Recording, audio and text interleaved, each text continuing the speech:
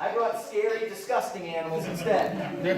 Everybody say reptiles. Hold on. I do not think reptiles are disgusting, and I don't think they're scary. I said that because that's what most other people believe about these animals. I am here for a couple reasons. I'm here to entertain you, but I'm also here to teach you about the animals most people go out of their way to harm. I'm here to teach you to respect these animals. You don't have to like snakes, you don't have to like spiders, or any other animal I bring out of the spot. But what you should understand is why they're super important to you and to the environment, and why you should not go out of your way to harm them if they're not bothering you. Too many people get rid of an animal in their backyard simply because they fear it. Not because it's dangerous, not because it poses a threat to them, but because they don't like the way it looks. Let's face it, spiders are not good-looking animals. They're creepy-looking. Some people might say, I don't mind, but you know what? Most people, they look at them and they got 8 eyes, they got 8 legs, they're all furry, they have fangs, they can pinch or bite or sting, whatever you want to call it, so they get rid of it without realizing how much they're actually damaging the environment and doing more harm to themselves than they are good by getting rid of it. That's what I'm going to teach you. But you know what, guys? I am no scientist that's going to stand up here with animals and bore you and tell you where they're from and what they eat. You'll learn that stuff, but we're going to do it in an amazingly awesome, entertaining way. Not only do you learn about the animals, I'm going to make you laugh. Not only are you going to laugh, I'm going to need volunteers to come up here to help me. Anybody want to come up and help me? Are you sure? All right, put your hands down. Put your hands down. Hey guys, the good news is the animals don't bite, they don't scratch, they don't whip their tails. Okay, now I love cute furry animals. Moms and dads, I have 3 dogs at home. Halo, Wrigley, and Boo Boo. What? Yeah, I have a dog named Boo Boo. Right? But when I walk in and someone says, hey, what's your dog's name? I'm like, dude. Okay? It's a little embarrassing saying Boo Boo. But anyway, I'll never bring one of my puppies to a show. Why? Because I don't have to teach you to respect cute furry animals. You already do. People don't say, look, puppy, kill it. I don't see people say, Mom, yeah, look, that's the cute place in the air. Get longer. There's no game for a kitten. What's your name? Ethan. Do you realize you're the only one laughing at dead kittens and puppies? I'm worried about that guy right there. You're an animal torturer right there. No, you know why you're laughing? It's because that's ridiculous. We'd never do that. Generally speaking, most people absolutely adore cute furry animals, and they despise the reptiles because they're not as cute, or the spider, which is an arachnid. And you know what's silly about this whole thing, guys? You are no less likely to be attacked by a mammal if you were to encounter it in the wild than you are a snake. You think you could walk up to a bear, as cute as they are, and pet it? No! You couldn't even walk up to a cute little raccoon, or an opossum, or a fox. They're cute animals, and you hear a lot about save the whale, save the... When have you ever heard about save the snake or save the... You don't hear about it. There's... Even animal rights people ignore some of the animals that I have in these boxes. I know that. I've been doing this for a long time. And it's a shame because did you know some of the most important animals to people are snakes, spiders, and other creepy crawlies? Let me give you an example. You guys go like this, make a circle. I'm going to name some predators that live in Mount Prospect. I don't know if you've ever heard of them. Have you ever heard of a fox? Yeah. Can a fox fit in a hole in the ground this big? No. Can a coyote fit in a hole in the ground this big? No. Can a hawk, an eagle, or an owl fit in a hole in the ground this big? Can a cat fit in a hole in the ground this big? How about a snake? I just named a bunch of predators that live right here in the suburb. And if they're chasing a rat, and the rat goes underground, or the mouse goes underground, every one of those animals I just mentioned are out of luck. They cannot catch the rat. He got away. He's safe. You know what the snake says? I don't have arms. I don't have legs. I can fit in that hole. I can fit under that deck. I can fit in that crack, and I'm going to find you. When I find you, I'm going to eat you. I'm not only going to eat you, I'm going to eat every one of you I find in the nest. If we did not have snakes controlling rodents like they do, fitting in these places no other predator can go, there would be an explosion in the rat population. And when there's too many rats, big problem for people. They run onto the farms, they invade some of the farmers' fields, eat some of that food that they grow, bring to the store for us to buy and consume. Rats spread germs and diseases. Too many rats, more people that get sick. So guys, getting rid of snakes in your backyard is actually doing more harm than it is good. And there are snakes in your yard. You might have never seen one, but they're there. They're masters at coming out when you're not around, or hiding in the grass, but they are out here. I know this, okay? I've studied snakes my whole life. I know all about snakes in Illinois and everywhere else. How about spiders? What do spiders make? Webs. Guys, you know what those webs do 24/7? They trap mosquitoes, gnats, flies, and other germ-carrying disease-spreading insects. Mosquitoes carry 41 known diseases known to man. I'll give you a couple examples. We have encephalitis, that new one, Zika virus. We have encephalitis. Malaria kills 600,000 people around the world. It's contracted by mosquitoes, being bitten by a mosquito. The more spiders you have in your yard, the less mosquitoes you have.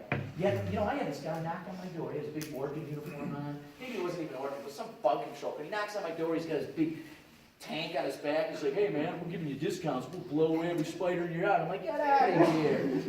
I kicked him out of my house, out of my yard. You know why? Why would I want to kill spiders? They do nothing. And you know, moms and dads, this is true. You're not going to believe me, but you have your phone. Fact check anything I say, okay?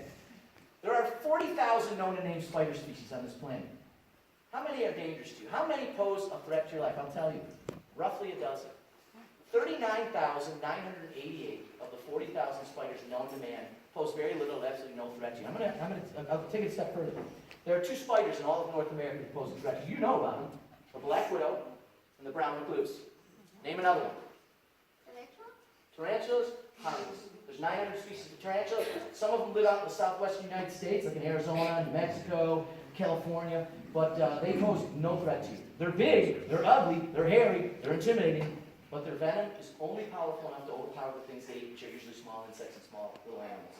So guys, having said that, the brown recluse and the black widow does not live in Mount Prospect. You have to travel much further south to encounter it. There is no spider in Mount Prospect that really can harm you. In fact, spiders do not have infestations. In other words, ants. Sometimes you go into the kitchen, whoa, where do these ants come from? They're all over the counter, like, ah! Right? Spiders don't do that. You'll see a spider sometimes crawling, whoa, spider. But you won't see 5,000 spiders like you would ants. You won't see hives of spiders like you wasps and bees that might build something. And I'm not trying to tell you those insects aren't important. I'm just telling you, spiders do not generally attack. They don't crawl up you and bite you like a bee would fly at you and sting you, right? So I can't think of a reason why you would want to get rid of a spider other than the fact that you don't understand anything about it. You're ignorant about it. You're fearing it because of the way it looks, so you kill it. That's a shame. And lastly, and then this is the most boring part of the show, guys. We're about to rock and roll with these boxes. Bear with me, right? Oh no, I'm just eating it. Did you guys know that in the venom gland of a rattlesnake or a spider, there are proteins and enzymes found nowhere else on the planet?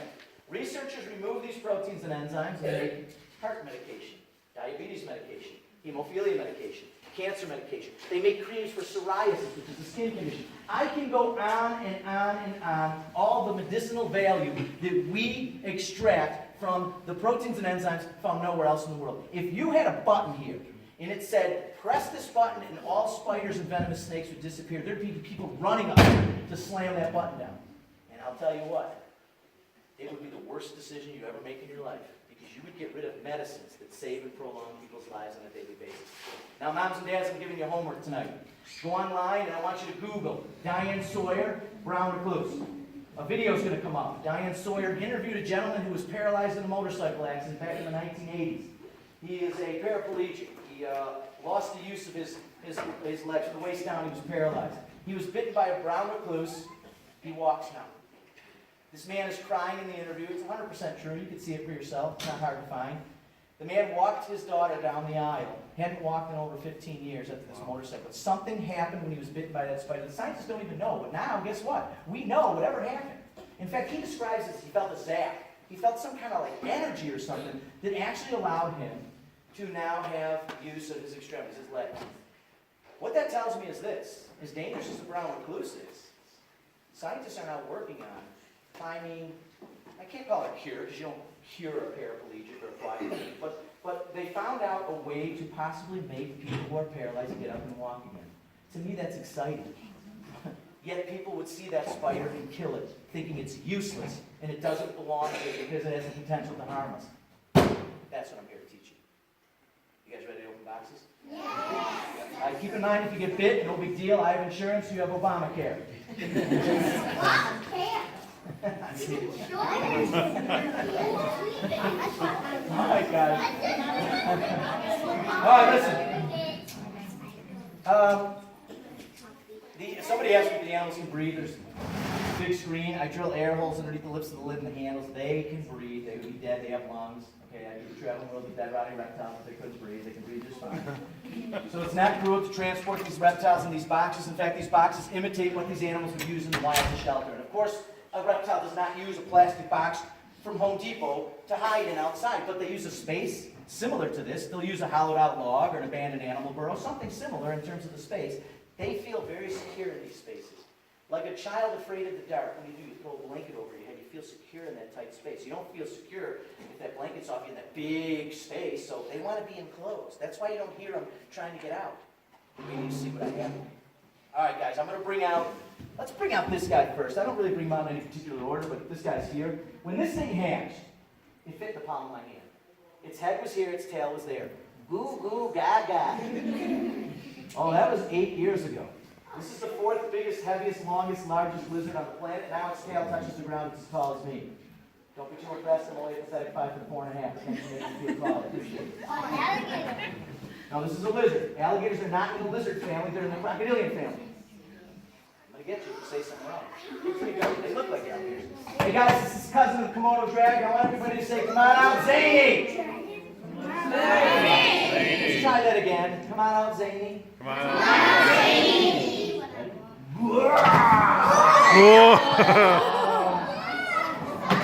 Hold on. Let me burp the baby. Hey guys, this is a black throat dragon lizard, also known as the black throat monitor. Now, I want to warn you of something. Do not go to a pet store. Maybe you have a friend, a neighbor, a relative. They have animals that look similar to the ones that come in these boxes. You do not put your hands on them unless you ask. I'm not the only one with friendly pet reptiles, but I'll tell you what. If you assume all of them are friendly because you're seeing one's friendly here and you put your hand on it, you're going to lose fingers. This thing has teeth and a powerful jaw. It could literally rip my face off right now if it wants to. But instead of doing that, you know what it does? Instead of biting, it kisses. Aww.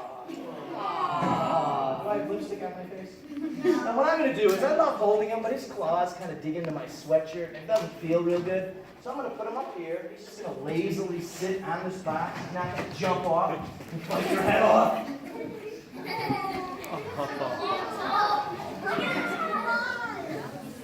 Unless you're wearing blue, then no, I'm kidding. Alright guys, listen. This black throat monitor lizard is native to one place on the planet. Other than captivity, you will not find this thing anywhere else except Tanzania, Africa. That's why I named it Zany. I named it after the country of Tanzania on the continent of Africa. Now, Tanzania lies at the southeastern edge of the Sahara Desert.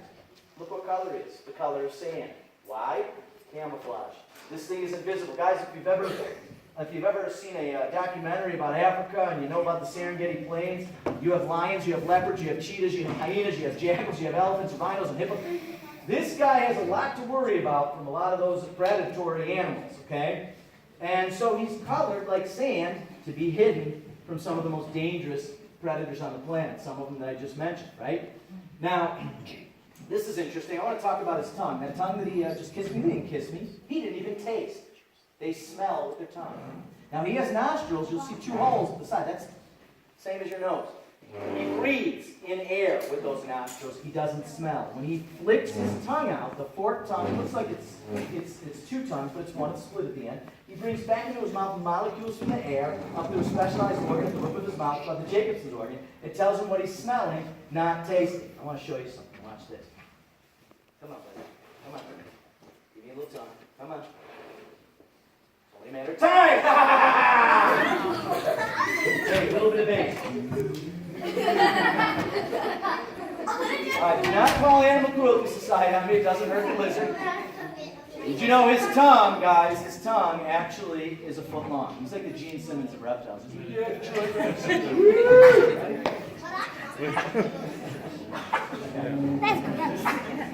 So listen, he can smell things that you couldn't. Listen, we have one of the worst senses of smell of all creatures on the planet. Listen to this.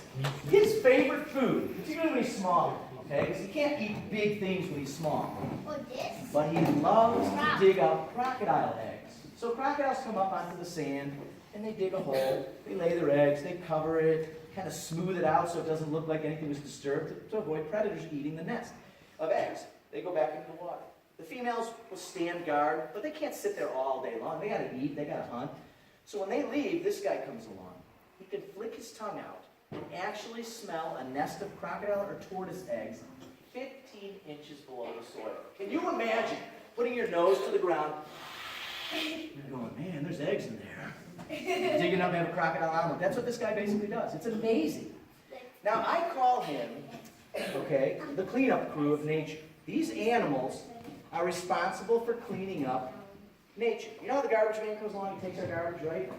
Imagine, if you will, if the garbage man never came. What would happen is garbage would start mounting in front of your house, everybody's house. It would smell, it would be flies, it would be disgusting. Well, this guy, he doesn't take out the garbage. But if there's a sick or a diseased animal, let's say there's a gazelle or a wildebeest, and it's sick and it's diseased, and it gets so weak it can no longer run or fight back, this guy will recognize that animal is sick. He'll move in, grab it, and eat it, so it doesn't spread any more germs. Okay? Because if he didn't eat it, that animal would live longer and have the potential to wipe out an entire colony of animals with his germs. Now, he doesn't get sick because reptiles don't get the same germs as mammals. To just put it simply, right? You guys ever stay home from school because you were sick? Yeah. 2 reasons you don't go to school when you're sick. You don't feel good, and you don't want to spread your germs to your classmates. You don't go to school. Hey,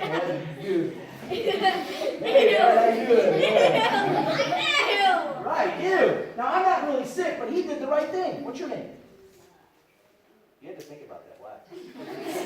He was like, well, you didn't shake my hand because obviously if I was sick, you would get sick, right? Well, this guy doesn't go to school, but by eating a sick animal, it ensures it cannot spread its germs to more animals. So he's like the cleanup crew of nature. Now, when he gets big, and he's going to get much bigger, 4th biggest lizard in the world, he's going to get over 7 feet. He's going to weigh 60 to 100 pounds. He'll eat a zebra. He'll eat a gazelle. Now, obviously, he can't catch the healthy ones. They're too quick, they're too fast. He will catch a healthy one. He'll catch a newborn. Moms and dads, this is amazing to me. A baby zebra can run 40 miles an hour 20 minutes after it's born. Think about that. What's your name? Matthew. You're born. 20 minutes later, you jump off the table, you're like Ninja Baby. Right? Little naked Matthew's running 40 miles an hour up and down the hospital hall. The nurses and doctors are trying to catch him. He's swinging his umbilical cord around his knee. Matthew, that is super disturbing. But it's hilarious. Now, Matthew, you don't have to run 40 miles an hour 15 minutes after you're born, 20 minutes after you're born. You need to live and learn to 57. How cool is that? Right? No, it's the generation thing, trust me. I can just see him with 4-9 controller in his hand, 57 years old. Yeah, get a job. Don't look at it. All right, Matthew, can you come up here? Matthew, you're going to show everybody how sweet this is. How old are you, man? Let me guess. I'm going to go 8. No, How old? Oh, no, you're going to go 100 there, 99. Never mind. Come here. I want you to show everybody how to pet that lizard. No. Pet the head. Wait, we're not petting over here. We got to pet. At least there's a chance you get it. Come on, he's sleeping. Oh, no. Matthew. Can I do it? I can't do it. Come on, man. Show everybody you got this. Listen, hey. This is an Eagle Scout requirement. Go. Oh, what? He's not good. Oh, he's going to be an Eagle Scout if he does this. I know. Adam, Manny. Yeah, there you go. Clap for Matthew. He's got it. His back.